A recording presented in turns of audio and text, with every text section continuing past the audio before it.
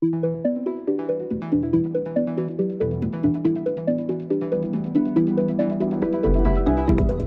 Besa Luce, and welcome to Other Talking Points, a K2.0 podcast.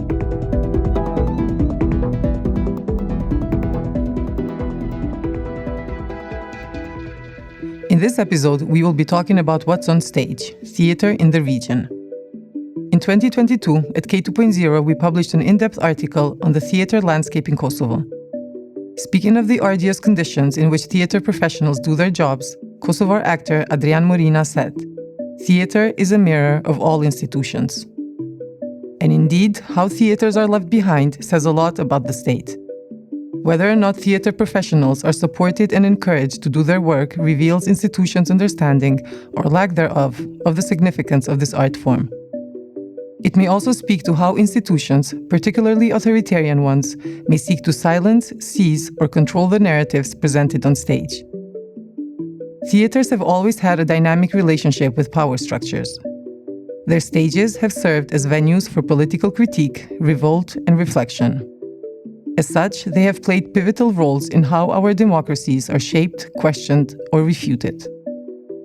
Particularly in our region, theaters have pushed or provoked societies to reflect on and confront subjects that might otherwise be avoided. Theaters have often provided frameworks for such reflections to take place and to extend beyond the stage. We have seen critical plays on the wars our region has endured, plays that have served as invitations for us to face and critically engage with the past. We have encountered plays questioning the international community's role in our region, critiquing control, periphery-centered dynamics, power structures, and seeking agency. In a region where freedom does not extend to women, LGBTQ+ individuals, and ethnic minorities, we have also witnessed how theaters expose society's flaws, judgments, and exclusionary attitudes.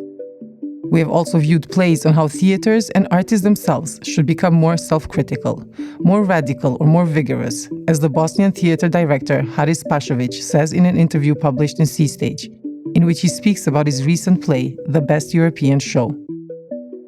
Haris, who is also a film director, is one of the guests on the podcast today. He's the director of the East-West Center Sarajevo and a professor of theater and film directing at the Performing Arts Academy in Sarajevo. My other guest is Nataša Tripni, a writer and theater critic based in London. She is international editor at The Stage and co-founder of Exeunt, a digital theater review. Haris, thank you so much for being on the show today. Besa, thank you for inviting me. Nataša, it's lovely to have you here as well. Thanks for joining us. Yeah, thank you for asking. So let's jump into the conversation, and I would like to start with you, Haris, and actually go maybe a bit further back in time before we talk about what's happening with theater today, and to talk a bit about maybe theater during Yugoslavia, when theater was more within the realm of socialist realism. And I would like to explore with you what theater production looked like back then, and whether you think it impacted also today's way of doing theater. So how are today's artists and theater professionals engaging with that legacy, if you can talk a bit in this direction? So, both of you are young women, and for you, probably Yugoslavia seems like an ancient past, but for me not, obviously, because I grew up in Yugoslavia, I finished my academy in Yugoslavia, and I made my early career in Yugoslavia. Actually, in my time, it wasn't social realism. I think that Yugoslavia managed to avoid a lot social realism, like it was very much present in other countries in Eastern Europe, especially those that were in Soviet bloc or in Soviet Union itself. Yugoslavia went in theater, like in other arts, quite independent early on after the Second World War, and especially after introducing BITEF, Belgrade International Theater Festival, in early 60s, we actually managed to become a part of the world in the best sense, because all major theater makers from the world came to Yugoslavia, including Grotowski, Peter Brook, Pina Bausch, Bob Wilson. Even Yugoslavia co-founded. It was a co-producer of one of the major works in theater, Einstein on the Beach, directed by Bob Wilson. So we were very lucky with Mira Trailovic and Jovan Cirillo, who founded BITEF and who actually brought the world to us. I think that BITEF and the influence in theater, its influence on theater, was a major opening in culture in Yugoslavia, not only in theater, but also in films later and in music and in other artistic disciplines. And then theater was very much a place to open some of the big social and political questions that you described in your introduction.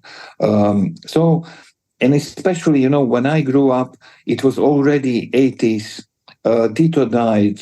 Well, we didn't experience much of political pressure or censorship or so on. So that was pretty much a liberal period of Yugoslavian theater, and that I was lucky to live in that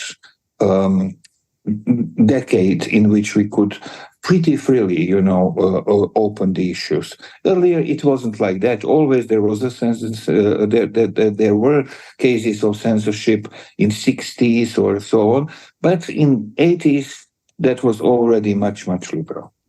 Thanks for that, Haris. And to connect with you, Natasha, at this point, and I think there's like two different levels I would like to connect. Maybe the first one, I'm curious to know a bit more about what brought you to studying and critiquing, reviewing theater in this region, and then also connected to what Haris said, that theater as a place to open, as a place to open discussions even back at that time. Can you maybe also talk?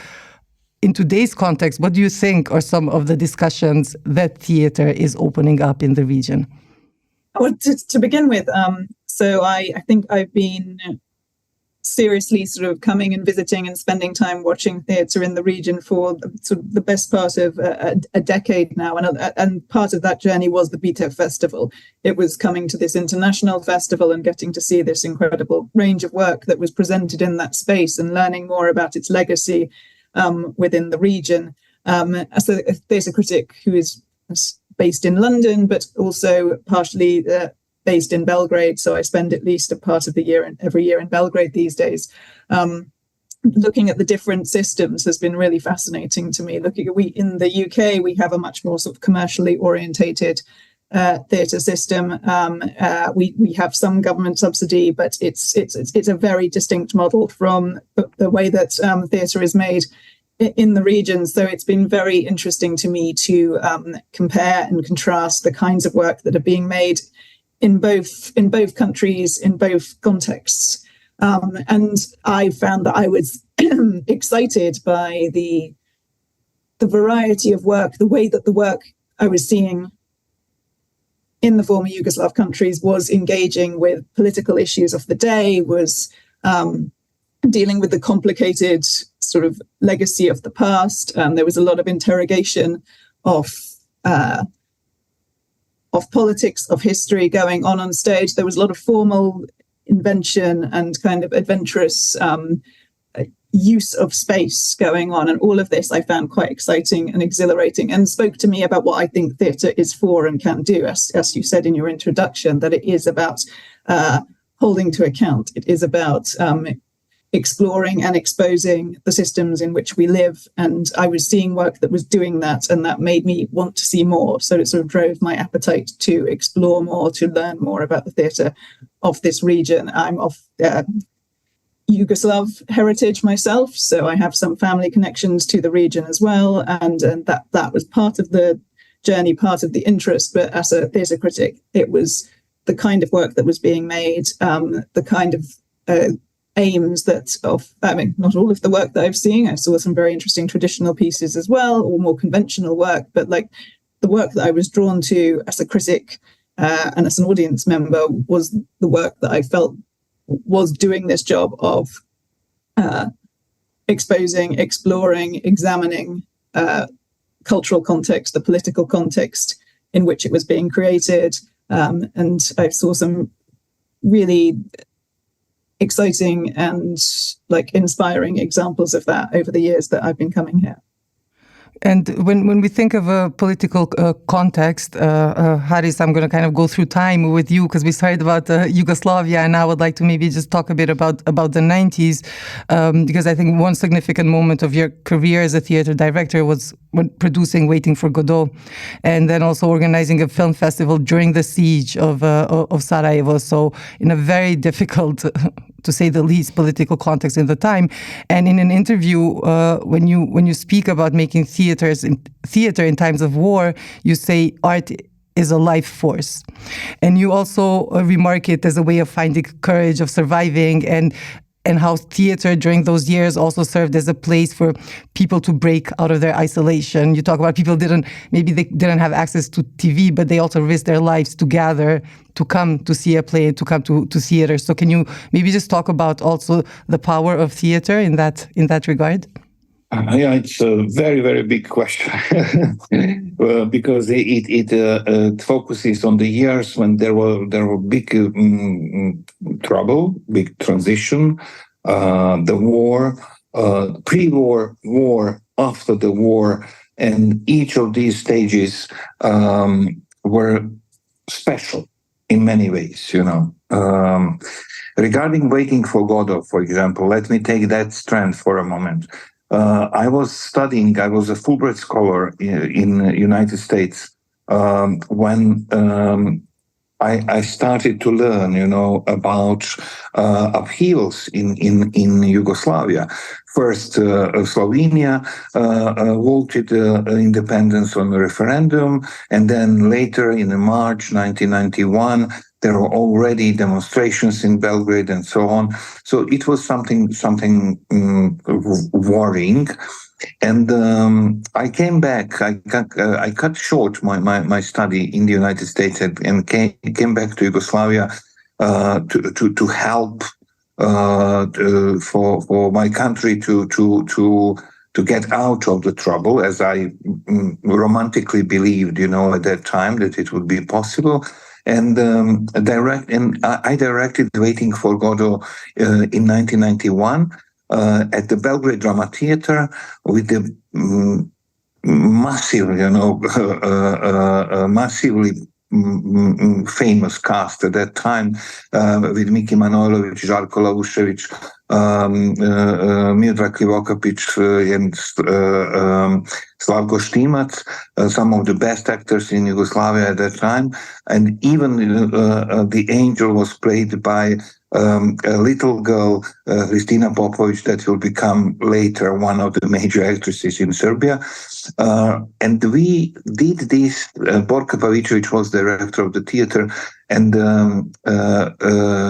that was very interesting, to create this show. This show was played on 25th of June, 1991.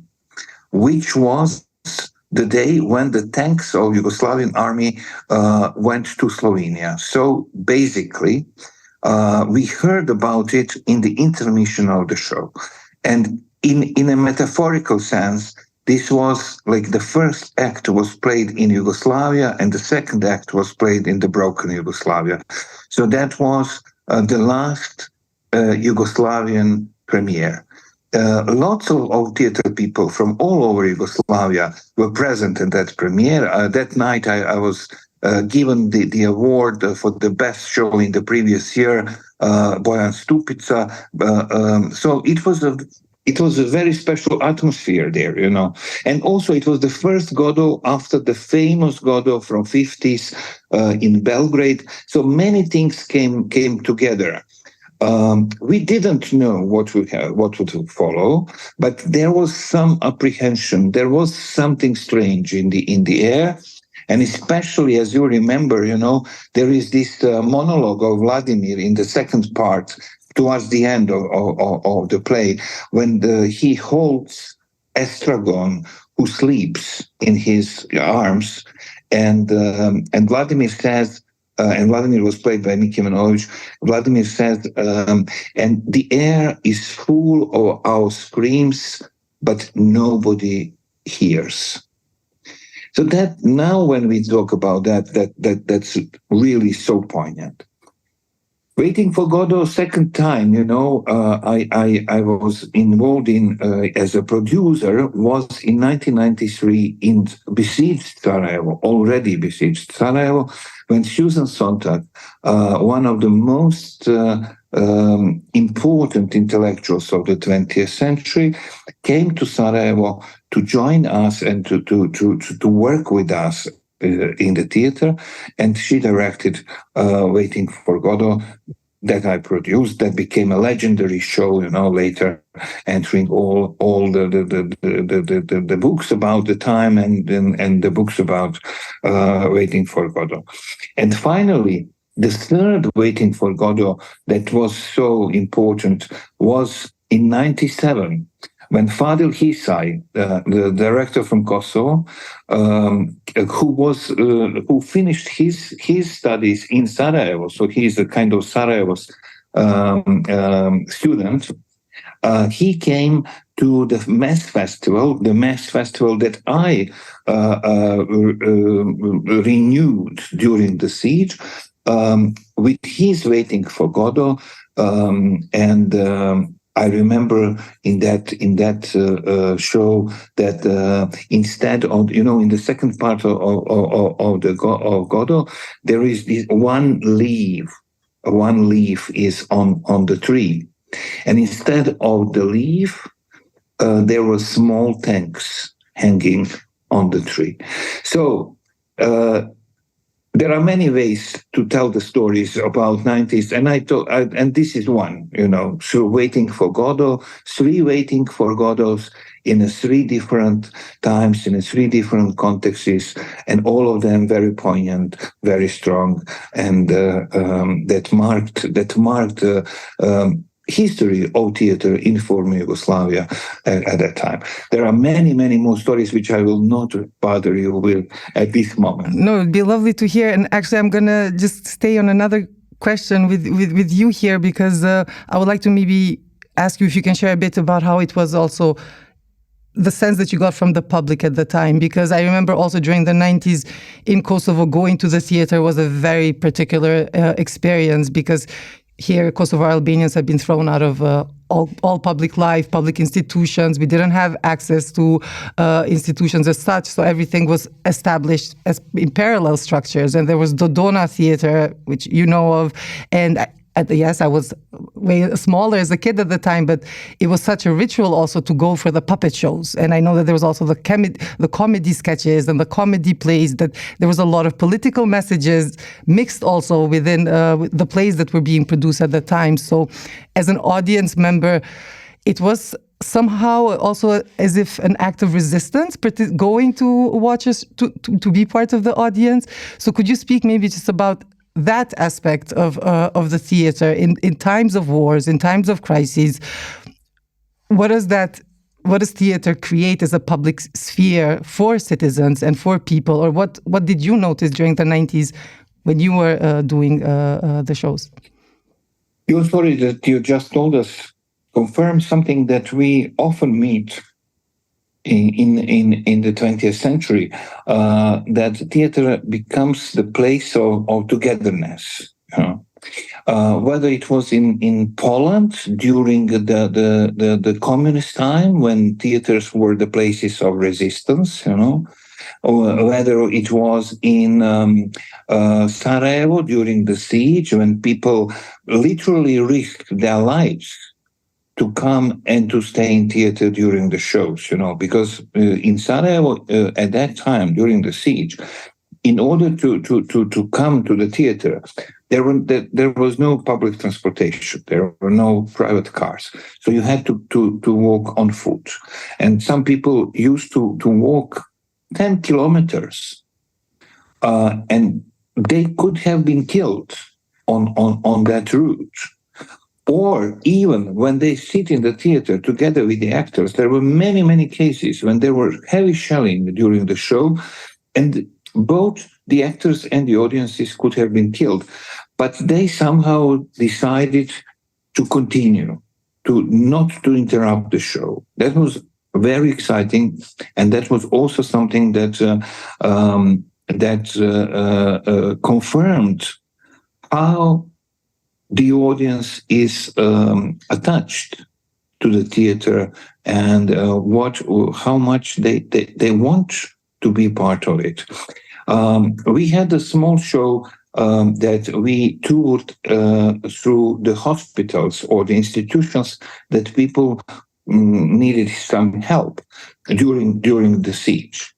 And I remember once we played at the main hospital in Sarajevo. It's called Kosovo, so not Kosovo. Many times, the foreign journalists switch the names, but this is Kosovo, and we came to play for the patients. And when we came to this room, when we played the show, everybody in the audience, but literally everybody in the audience, was either amputee or had some other war injury, So that was the most dramatic audience I ever had in my life, yeah?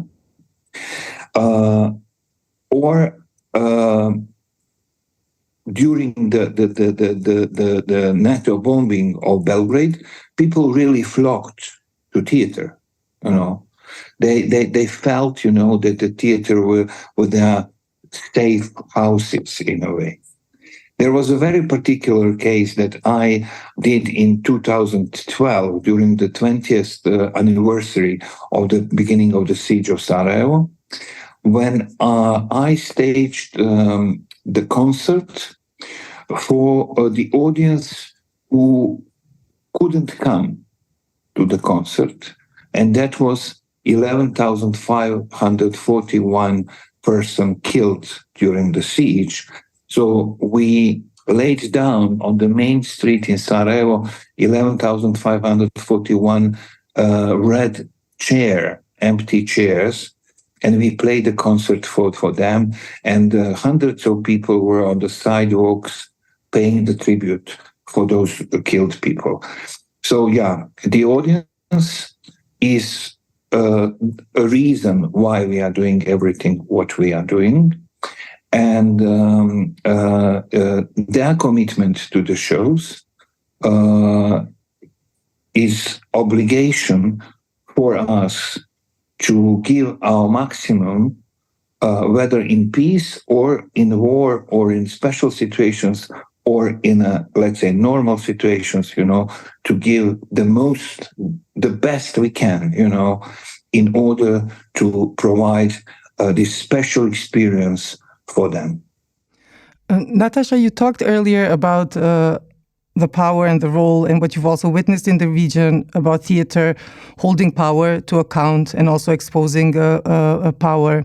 And now Haris was talking also about this concept, but also this the way that theater has the power to bring people together as well. So I would like to ask you just to explore a bit on that, because also when we're thinking of audience, or in general when we talk about public, of course we also have to be very much aware that it's not a singular entity, that there's a lot of also diversity and differences in what people bring to the way that they perceive and the way that they watch a show, be it different identity markers, different experiences, or class, or religion, or ethnicity, or gender, and all of that. So what is that interplay or that kind of dynamic between theater bringing people together, but also it also being very individual, but also being a moment where they maybe can resist in an individual level as well? I'd like to use a couple of examples to answer that question, to answer those questions. Rather, I think one of the productions that I saw that has stayed with me for its power, the impact that it had, for a long time was a production in Pristina in Kosovo called The Living Sphinx, which was directed by Bleta Nezarai and is based on, I think, a text from the 70s. And it is a sort of satiric, slightly absurdist piece for perhaps the first half of this production. And then she executes this sort of incredible shift at the halfway point in the production where one of the performers on stage is killed in a sort of act of violence is staged. There is a murder on stage or an enactment of a murder on stage, and then the rest of the production is given over to devoting to exploring the failure to bring the murderers, the killers of people in the sort of post-war context in Kosovo to justice. They invite actually audience members, an audience member on stage whose relative has been murdered and who there has never been justice for this killing, to talk of their experience, to talk of their relative. And they created a forum for dealing with this unsolved murder, or sort of certainly this absence of justice. They created a forum for grief and for sort of a communal sort of experience of loss. And it was one of the most powerful and sort of emotional experiences that I've had in the theatre. It was clearly fulfilling a need in people that was not being satisfied elsewhere. There was this absence of justice, and this performance was addressing this and creating a space both for the person who was invited to tell their story and speak of their relative on stage, but for the entire audience to process and deal with this unresolved loss, these unsolved crimes that sort of were present in society but had not been addressed in other areas. And I thought that was incredible sort of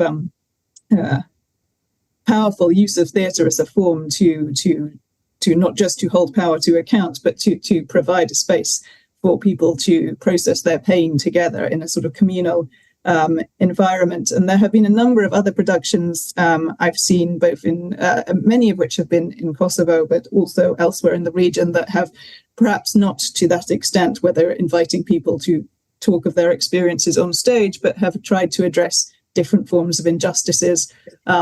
There was a fantastic piece by Mladinsko Theatre in Slovenia, which was called Republic of Slovenia, and was dealing with complicity of Slovenia in terms of arms dealing during the Yugoslav wars, and addressing it in a kind of verbatim theatre form, using court transcripts which were performed on stage, but then also presenting the sort of the actions of the arms dealers in a way, like, again, finding a theatrical forum for exploring this thing which was known of but not talked about and was not much discussed. And this sort of area of sort of national shame was brought into the light by this performance in a very kind of propulsive and dynamic way. And I think at the time that text was published anonymously, because there was still like a sort of sense of risk involved in talking about these things and putting this material on stage. To talk to the point you just made about like the complexity of audiences, especially in work that tours. So, you know, a play can be received in one way in one city, in one particular theatre, in a very different way in another environment. And I think that's particularly true when you have work that's made in one country being touring to another country. And I've had the good fortune to be able to witness some shows that have toured the region in the different settings. One of these was a recent Chandra Multimedia production called The Hanka Project, which is a text by Yeto Nezarai, also directed by Bleta Nezarai, which is dealing with Peter Handke and his Nobel Prize, and the hypocrisy of the Nobel Committee in presenting him this award, even given his vocal support for Milosevic, and the sort of the disregard for his statements on that matter. And this piece contains in it a moment where what seems to, and I'm spoiling a part of the production by explaining this, but I think it's important, where one of the audience members is watching this and raises their hand and says, this is not an appropriate way to deal with this topic. This is insensitive. And it transpires that this audience member is one of the performers, and but it's also an acknowledging of the different responses in the room. It's doing it in a playful way, but it's also very much leaning into the fact that different audiences are going to watch and experience this show in different ways. And I think that was borne out when I saw the same performance in Belgrade, where it was well received, but it was a much more complicated, I think, more muted reaction than the sort of the really kind of warm, sort of enthusiastic reception that this show had when it premiered in Pristina. So that was quite a very very acute example of what you just described, that audiences do bring different experiences, cultural, linguistic, political, into the room. And it was interesting to see a piece that directly acknowledged that and kind of use that, the understanding of that as part of its sort of dramatic structure. Exactly. And I think also what you're talking about is making me think also about the importance of theater critique, which is also your background, because at least for myself, after a play or after I watch something, I really, you want that conversation to continue. You want the discussion over what was seen, what was played, to spark a conversation, be it in smaller groups of people or in society at large. And in Kosovo, for example, we're quite critical of this aspect. There's some, in general, when it comes to arts, that we're lacking those kind of conversations. You know, so you'll have a show or you'll have an exhibition, and sometimes it just ends there. Like there's not as much critique happening that follows, actually. So could you maybe, Natasha, talk also about that? So the importance of theater critique in the region. How do you see it, or maybe even the role of academia in this regard? It's a very good point, and I think there are different approaches to criticism, and I think that there is a sort of one model which I think is quite a sort of to my mind, a slightly old-fashioned model that is about delivering a verdict. It's about sort of bestowing an opinion or a judgment on a work, where I find that the criticism that I find that I'm most drawn to, and that I hope that I write and encourage the writers that I work with to write, is one that is much more about dialogue. I think criticism is about dialogue. It's about it continuing the conversation, acknowledging the piece of art doesn't end when it ends. It continues in your mind, in your bodies. You take it with you. And I think the best kind of criticism is about extending that conversation. From my perspective, while I find academic sort of criticism incredibly valuable, and it fulfills a very necessary part of that process, I also think that sort of accessible criticism that speaks to a more general readership is very important as well. That you want to be able to to get the points that the work was making across. It should be something that anyone can engage with who's seen the show or considering seeing the show, or would just, like to be more informed about what that show was doing or saying. So I think that criticism, particularly when we're talking about theatre criticism, has to do something very difficult. It has to sort of capture something that's elusive and transient, and it has to kind of capture the essence of it in text. And I think that's a very particular skill. There's a real value and craft in that, but it fundamentally comes down to dialogue for me. It shouldn't be the end of a conversation. It should be the continuation of a conversation. It should be in dialogue both with the artists making the work, but also with the audiences, both like the past audiences and potential future audiences. So I think it serves a real, it's part of any kind of healthy cultural ecology. Criticism plays a valuable role in that.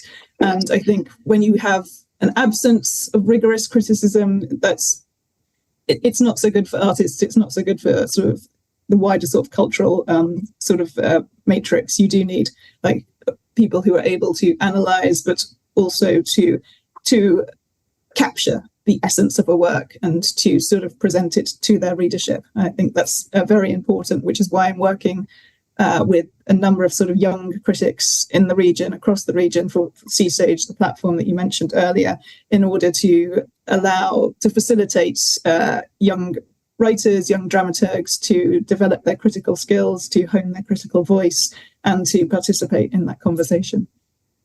Haris, just yes? may I add something about this? Of course. The problem is, I agree with Natasha about all of this, but the problem is that there is also economic problem when it comes to the young critics, because nowadays the papers, and especially sites, portals, news portals, and so on, they are not very happy, to engage with the critics. They don't see it as a commercial, and these critics, these reviews don't produce the clicks, and it becomes more and more difficult for young people to decide to go to become professional critics, because they hardly can make living if they do so, So that's a very, very big problem. So SEEstage is one good example of how to create a platform and to enable some people, to be paid, I guess, I don't know, but to be paid for their work. But in most other cases, even in the big outlets, I know in Serbia, in some major papers, the critics are not paid, or they are paid so little that it's really kind of embarrassing, I think that's a very valid point, and I think that's true not just in this region, but this is a sort of, I would argue, across Europe that this is a problem. It's the problem in the UK as well, that outlets for paid criticism are shrinking. There are less opportunities. It's much harder to, for that to be a sustainable. It's impossible, I think, to just make a living as a theatre critic. Now you become as many, you wear many hats, you do many jobs, you become much more of a portfolio writer, and I think that's just an unfortunate sort of statement of fact about sort of arts journalism across Europe, and I suspect America too, though I don't know their ecology. Maybe in Germany, maybe it's still possible. Maybe Germany, yes, I think that probably is true. But I do think, and in general, a lot of art forms are affected by this. I think especially for young, emerging artists across mediums, across platforms, where they struggle to also actually make a living with their work. And I think this is where also state institutions come into play, because we don't see enough support. There's this tendency to either think of art as something that has to be linked to national identity, but at the moment that it's not, then it's not really perceived as an important field, basically, of investment. And I would say that this definitely across the region, but would definitely, I guess, affects also places elsewhere. But maybe to go back, Haris, a bit at the role of artists in this regard, because you yourself have criticized, if I may say so, artists for not being vigorous enough. And your latest play, the Best European Show, tackles this very issue. So if you could talk a bit, what do you see the role of artists to be in societies where they do their art, but specifically in our region, because you talked earlier about theater as a place of togetherness. Is it that kind of a place today still, or has it changed in what it provides for people today? And what is the role of artists today? I must say that the show you mentioned, the Best European Show, is a really great example of all these issues that we are discussing about, because it really came from the need of the people involved to discuss in theatrical sense important issues. It wasn't, it was a big co-production among 5 countries. Teatro Pole from Poland, Teatro Due from Italy, Teatro Malta from Malta, National Theatre Pristina from Kosovo, and Slovenia National Theatre in Nova Gorica. And it came out from some conversations that were half jokingly. We started some conversations and some critique of European theater and the juries and the festivals and so on. And then we developed the concept that was welcomed by all these 5 theaters, and they invested their own money. We didn't go for Creative Europe, for example. I think Creative Europe is really great mechanism, but in this particular case, they said, no, it's too slow for us to wait for Creative Europe. Let's go, and they invested their own money, and we produced a show that was premiered in Poland and Italy, and then it will be premiered in Malta, Kosovo, and Slovenia in the coming months, and with the actors coming from 9 countries, and really kind of very, very exciting work that focused all major European issues given through theatrical prism, but also we criticized the theater itself, and the audience loved it.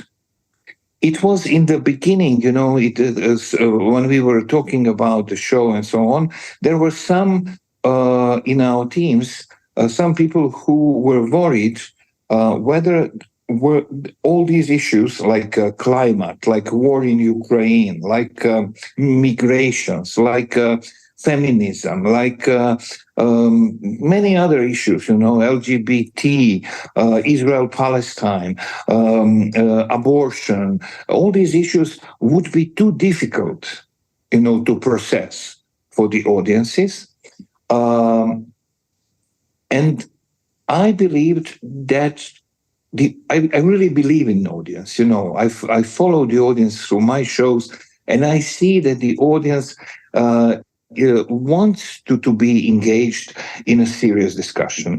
But if it's done in an interesting way, if it's not like a punch in the face, if it's not didactic, if it's really theatrically interesting, then the audience loves it.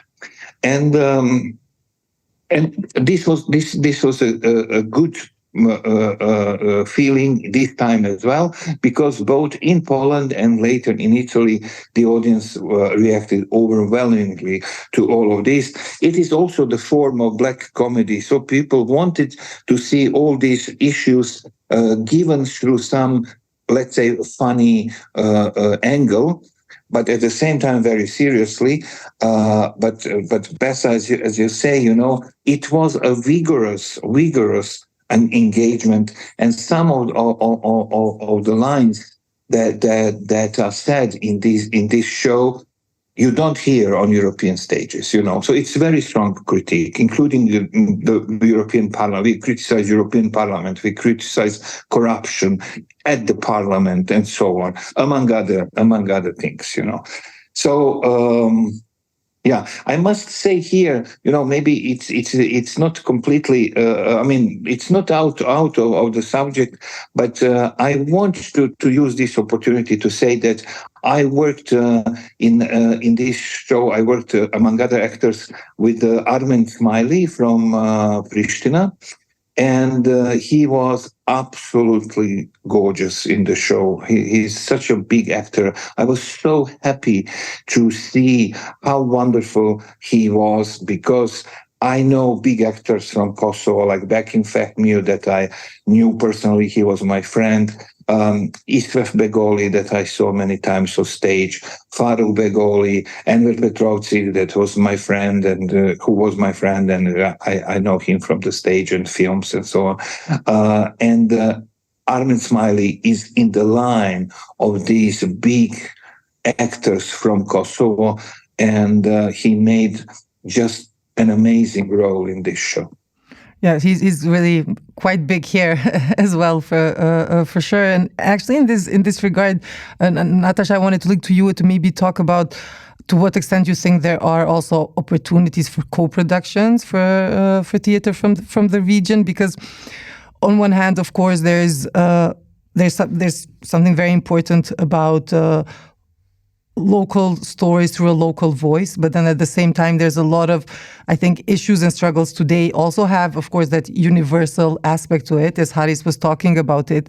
But then being from this region, I think artists in particular for very long have been boxed within certain kind of expectations, where if you're from this region, there's certain issues that you're expected to tackle about the past, of dealing with the past and the legacies of the war and issues of identity. And sometimes artists don't necessarily want to treat just those issues. They want to participate in a conversation that's happening elsewhere as well. So how do you see all of this tie into opportunities for co-production as well?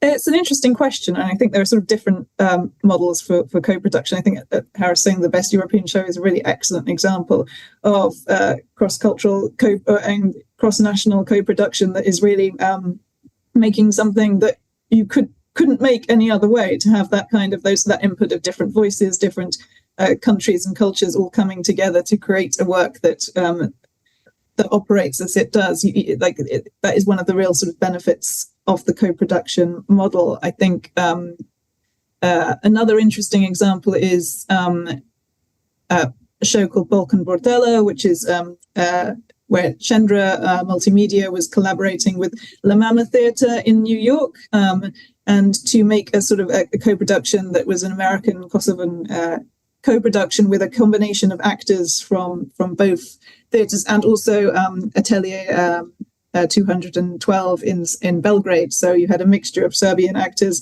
Kosovan actors, but Kosovan creative team, but also a company of actors from the La Mama Theatre, which is a very famous experimental internationalist space in New York, coming together to tell a story which, while it did have its roots in the Balkans, as you can tell from the title, was the Oresteia. So this classic Greek tragedy told in a contemporary way, but like with the framing of this is, this universal tragedy that is recognizable and across centuries, across nations, across continents, and to combine both the performers from all three of those companies, but also to combine different modes of acting, different modes of performances, to create something that again wouldn't have been able to exist or in quite the same way, or if it was just being made, produced by one theatre in one cultural context. And that show ended up touring, premiering in Pristina, but touring to Belgrade, to Tirana, doing a small sort of tour of smaller cities in Kosovo, and then going to New York and having a run at this La Mama Theatre, which has this long history of internationalism. Ellen Stewart, the woman who used to run it, I think was a frequent visitor to BTEF back in the 70s. So there was this existing sort of connection, and this production sort of was able to build on that in a contemporary way and to unite performers both from the region and with US performers. And I think that's a really exciting example of what can happen with a co-production model. Great. And just for the end, I would like to ask both of you maybe just a bit, because you both talked about BTEF and the significance that BTEF has had. And of course, over the years, we're seeing there is more of a trend of more festivals, theater festivals in general. And I would say in arts and culture in general, we see sometimes there's a lot of festivals popping up. And on one hand, there's also criticism that potentially festivals can kind of lead to this industrialization of arts and culture, but at the same time, festivals are also opportunities where it brings communities together, and it does serve as a place where different works can be exposed and shown and discussed, and everything we've been talking over the past 1 hour. So how do you see the festivals that exist in the region? What are they bringing to the artists, and what are they bringing to our societies in terms of the types of topics and conversations that we're having in those spaces? So either one of you, maybe Haris, we can start with you, and then Natasha, go ahead. It's a good question, and I can sort of only speak to it as a critic, so I don't have the full understanding of like how each festival, like there are different festivals with different aims and goals. There are the larger international festivals where the aim is to both showcase work from the region, but also to program artists from either across Europe or across the world, and to sort of bring them to a city, so you can have this sort of process of exchange, and you local audiences get to see international work. And then you have festivals which are much more about sort of showcasing the work of a region, of a theatre, of a country. So like each festival does something slightly different and has a slightly different purpose. I do think that sometimes you do find that like festivals tend to blur into one another. If there is a number of them, they're programming the same work, and often there is a sense of repetition, which can be, I think, a little bit limiting, that you're not really getting a sense of like perhaps local artists and what they're making. And there are certain touring shows that will go to all of the festivals, but that's kind of the nature of it. I'd be really interested to hear what Haris thinks about like the festival landscape from an artistic point of view. So I was director of festivals. I re-established and developed International Theatre Mess in Sarajevo. I established the Sarajevo Film Festival. I was director of Mittelfest in Italy, and I am now directing a festival called Sarajevo Fest at the East-West Center here in Sarajevo. And I think festivals are very good. Festivals are very popular. People like festivals. So now we freezed. And now we unfreezed. Okay. You're good. We can hear you. Yeah, I think we are back. So the festivals are very popular among the audiences. The only thing that I regret always during the festivals, it's that the artists participating at the festivals cannot meet, because usually the artists come, rehearse, play, and go. And then the next company comes, and that is very, very big shame, because I think the festival should be also a meeting point for the artists and companies and the theater critics, and just that we have the opportunity to spend some time together and exchange the views. I would also like, just to add one sentence concerning the best European show, and that is that I co-wrote it together with Marko Bratuš, who is artistic director of Slovenian National Theatre in Nova Gorica. The dramaturg was Sean Buhađer, the director of the Teatro Malta. And from Kosovo, the co-producer was Kustim Šeremeti, the director of National Theatre. And also there were several other artists playing from Kosovo, taking part from Kosovo, an actress, Melinda Kasumović, but also Trimor Domi, who's a wonderful composer, and Robert Nuh, who was a choreographer. So an incredible talent came from Kosovo to this production. And then for the very end, I'd like to take on this, Bessa, what you asked about whether the young artists or the artists today should do they have to discuss the issues of the past and all these political subjects, let's say so. The answer is no, they don't have to. The answer is that you, young people, don't have anything to do with the past. You have to develop as the modern Europeans. You have to talk about the issues that you want to talk. You shouldn't be the prisoners of the past and the politics, and even of the funders that often ask us to do all this reconciliation and blah, blah, blah, blah, blah, blah, blah. And we don't have choice, so then we have to somehow push ourselves into this. And on the other side, I always advise, first, I don't want personally to go into that anymore, and especially young people. My students, my young colleagues You are the people of the future. You have to think how to work in the time that comes, the time of artificial intelligence, the time of the climate crisis, the time of the possible prosperity, but also some problems that will emerge from that prosperity. And you are the people of 21st century, and you should really let the past remain in the past. Maybe I'll add to that for the end. I think it's fine to deal with the past as long as we have we also have our own agency, and I think that it comes from a place of genuinity, because you also talked about like topics like reconciliation have very often been pushed on us. But I think what's important is that for those genuine conversations to happen from people, from citizens, from artists on their own, with a point of view, with a perspective that they are interested in tackling it, because actually that's the only way I think that we can truly have the tougher conversations that we need to have. And I think theater is actually a wonderful place where these experiences and where our past is being re-examined and is being talked about today, maybe differently, and which is actually what I've enjoyed in some of the more recent theater shows that I've watched. There's definitely so much more that we can talk on this topic. 1 hour went by very quickly, I have to say, and I would just really like to thank both of you for this very insightful and wonderful conversation. Thanks so much for being on the show. Thank you. It was a real pleasure.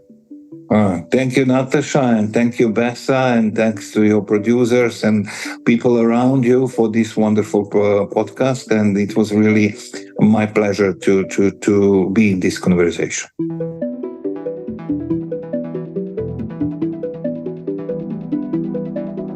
Other Talking Points is a K2.0 podcast. You can listen to it regularly on our website, kosovo2.0.com, or by subscribing to Kosovo 2.0 on Spotify.